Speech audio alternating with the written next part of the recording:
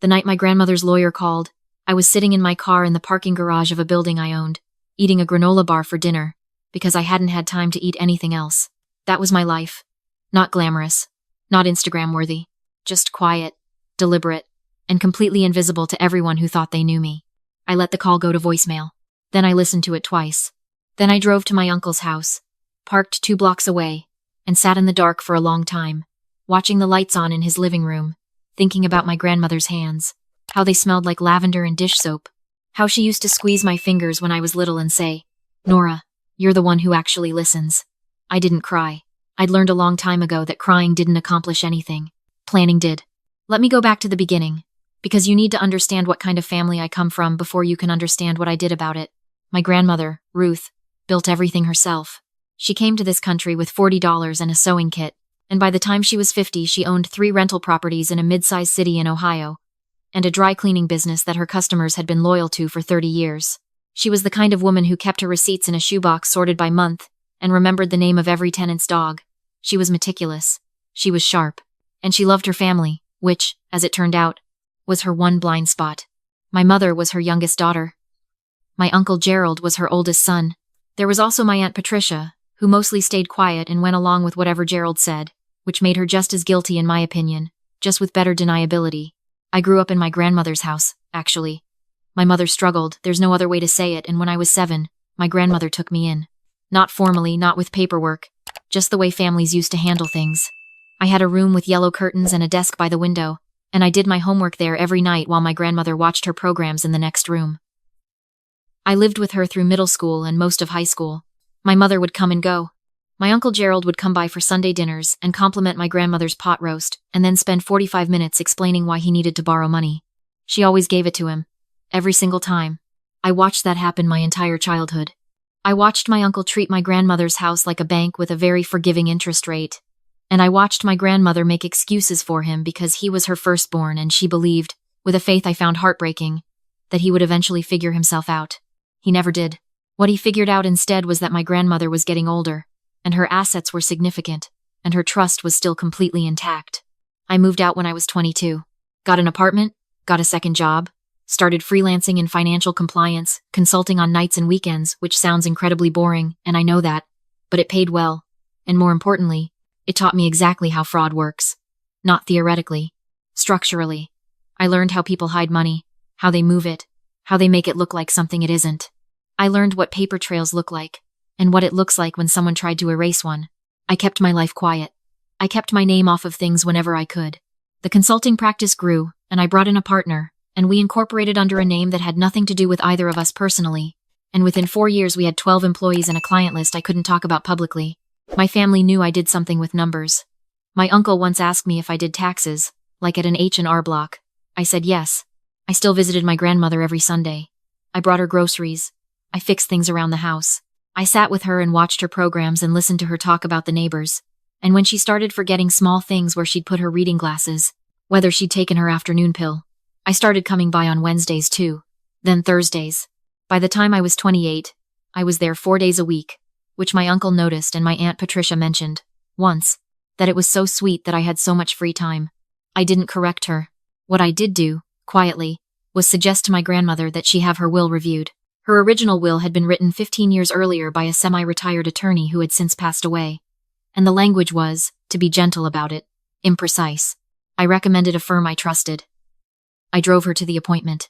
I waited in the lobby and drank terrible coffee while she spent an hour with an estate attorney named Margaret, who specialized in exactly this kind of thing. My grandmother came out looking tired but satisfied. She said it was a mess, my grandmother told me in the car, and then she laughed a little. She fixed it. Said everything was clear now, no wiggle room. I asked if she wanted to tell me what she'd decided. She patted my hand.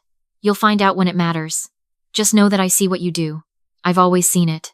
I didn't ask again. That was 8 months before she died. She had a stroke on a Tuesday morning in February. Peaceful, the doctors said, which is the word they use when they mean quick and alone. She was at home, which is what she always wanted. I got the call from a neighbor who had a key, and I drove there and sat with her until the ambulance came, and I held her hand the whole time, even though she was already gone, because it felt wrong not to. My uncle arrived 2 hours later. He cried loudly in the front hallway, which startled the EMTs. He called 4 people on the phone within the first 15 minutes to tell them the news. He asked me, while I was still sitting there with my grandmother's cardigan in my lap because I didn't know what else to hold, whether I knew where she kept her important papers. I told him I didn't know. That was the first lie I told in this story. It would not be the last. The weeks after my grandmother's death had a specific texture I still remember. Casseroles on the doorstep. Phone calls from distant cousins. My uncle suddenly very present and very busy going through drawers and filing cabinets with an energy he had never once applied to his own finances.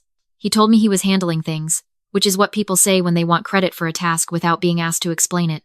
Margaret, the estate attorney, called me 3 weeks after the funeral. She said she needed me to come in. She said there was a problem. I sat across from her in a very clean office with diplomas on the wall, and she told me that someone had filed a different will, not the one she had drafted. An older document supposedly that predated her work, that had been notarized by a man whose license had been expired for 2 years, that left the dry cleaning business, and 2 of the 3 properties entirely to my Uncle Gerald, with the 3rd property split between him and my Aunt Patricia, and a personal effects clause that left me a jewelry box and any remaining household items of sentimental value. The jewelry box, I later learned, was already gone. My aunt had taken it the week of the funeral to keep it safe. Margaret was careful with her words. She told me that the will she had drafted was properly executed and witnessed. She told me that her copy existed and was dated. She told me that it was now a matter for the courts. I drove home and I sat at my kitchen table, and I opened my laptop. Here is what my uncle did not know about me. I had spent 6 years in financial compliance. I knew exactly what a forged document looked like. I knew exactly who could examine one. And I knew that the expired notary license was not an accident. It was sloppiness, the kind that comes from someone who is confident they won't be challenged. He thought I wouldn't challenge him. He thought I was still 7 years old with yellow curtains, grateful to be included. I called my business partner, whose name I'll keep out of this for his privacy, and I told him what happened. He knew a forensic document examiner. He also knew a probate attorney who was, in his words, a complete bulldog. I hired the bulldog the next morning, and then I did something my uncle would not expect. I called him. I told him I didn't want to fight. I told him I was overwhelmed and sad and I just wanted things to be fair. I told him I was worried about the house, specifically my grandmother's house, the one she'd lived in for 32 years, the one I'd grown up in, and that I was scared about what would happen to it. He softened immediately. That's what liars do when they think they've won. They get warm. He said, "Nora, don't worry. We're family. We'll take care of you." He invited me to Sunday dinner. I went. I brought flowers. I sat at the table where my grandmother used to serve pot roast, and I watched my uncle sit in her chair at the head of the table, and I smiled and I ate, and I asked careful questions about his plans for the properties, and he told me everything. He was already in negotiations with a developer. He had already spoken to a property management company about the dry cleaning business building. He had a contractor coming to look at the house the following week. He offered me a finder's fee if I helped him locate my grandmother's financial records. I told him I would look through some boxes. I did look through some boxes, actually. My grandmother, meticulous as she was, had kept copies of everything. Insurance documents, lease agreements, repair invoices going back 25 years. And tucked inside a folder labeled Personal Margaret. I can only imagine she put it there, knowing someone like Gerald would never bother reading anything that didn't have a $sign on. It was a handwritten note, to me. 2 pages. Her handwriting. Shaky from the last year, but clear. She said she knew Gerald would try something. She said she'd known for a long time. She said she'd tried to love him the way a mother loves a child, with patience and hope, and that she'd failed to fix what was broken in him, and that she was sorry. Then she told me that the house was not part of the contested estate at all. She had transferred the deed 2 years earlier, to a trust, in my name. I sat on my grandmother's kitchen floor and I read that letter 4 times. Then I took photos of everything, put it back exactly where I found it, and called Margaret. The house wasn't Gerald's to sell. It never had been. He hadn't done a thorough enough search of the public records because he'd assumed, as he assumed about most things, that he already knew everything there was to know. Now here is where I want to be precise about what I did next, because I want you to understand that none of it was impulsive. I did not call my uncle and tell him what I knew. I did not confront him at another Sunday dinner. I did not post anything, tell any relatives, or tip him off in any way. What I did was let him keep going, because I needed him to keep going. I needed him to make moves. I needed him to sign things and file things and put his name on things, because every time he acted on the forged will, he was adding to a paper trail that my attorneys were carefully, methodically documenting. He hired the contractor. He signed a letter of intent with the developer. He opened a new business account and listed himself as sole beneficiary of the dry cleaning operation.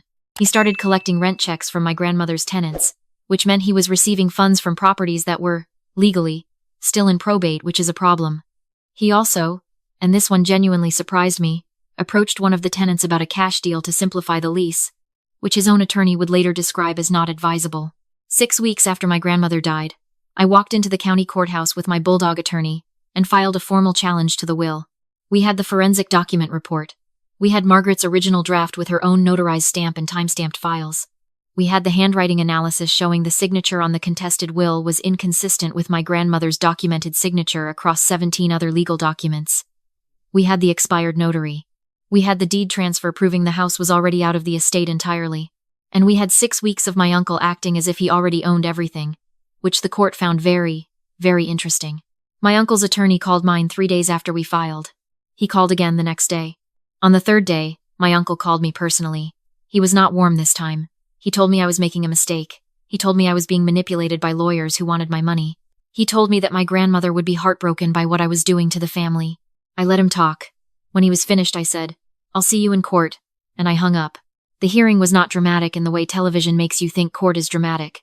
It was methodical. Documents were presented. Experts were questioned. The expired notary, when contacted, stated he had no memory of witnessing my grandmother's signature, which is either the truth or the most convenient lie I've ever heard. But either way, it did not help my uncle's case. The judge ruled that the contested will was invalid. My grandmother's estate would be distributed according to the will Margaret had drafted. The dry cleaning business and the income it had generated since my grandmother's death went into a trust for distribution, according to that document. The rental properties were included. The personal property my Aunt Patricia had removed from the house, including the jewelry box, was required to be returned or its value compensated. My uncle looked at me across the courtroom like he didn't recognize me. Good. Here is the part I want you to hear, because I think it matters. When everything was settled, when my attorneys had sent the final letters, and the property management had been properly transferred, I sat in my car in front of my grandmother's house for a long time. I had the keys in my pocket. I had every legal right to walk inside. I thought about what I actually wanted. I didn't want to live in that house. I had my own place, my own life, my practice that had kept growing quietly while all of this was happening. What I wanted was to honor what my grandmother had built. I converted the house into transitional housing for women leaving difficult situations. I worked with a local nonprofit to manage it. I put a small plaque by the front door that no one visiting from the outside would know the meaning of just her initials and the year she came to this country with $40. My Uncle Gerald is currently navigating a separate inquiry from the state bar into the attorney he used to draft the forged document, which is not my doing but is, I'll admit, something I'm following with interest. My Aunt Patricia returned the jewelry box. She included a card that said I'm sorry, which I read once and then put in a drawer. I don't go to family dinners anymore. I don't send cards. I don't perform closeness. I don't feel. What I do is show up, still, to things that matter. I visited my grandmother's oldest friend on her birthday last month, and brought her the same kind of flowers my grandmother used to bring. I sat with her for 2 hours and we talked about Ruth, what she was really like before any of us knew her. Turns out she always knew Gerald would be a problem. Your grandmother used to say, the old woman told me, smoothing her napkin over her knee, I just hope Nora stays sharp. Every time she said it. I just hope Nora stays sharp. I told her not to worry. I've been sharp for a long time. They just weren't paying attention.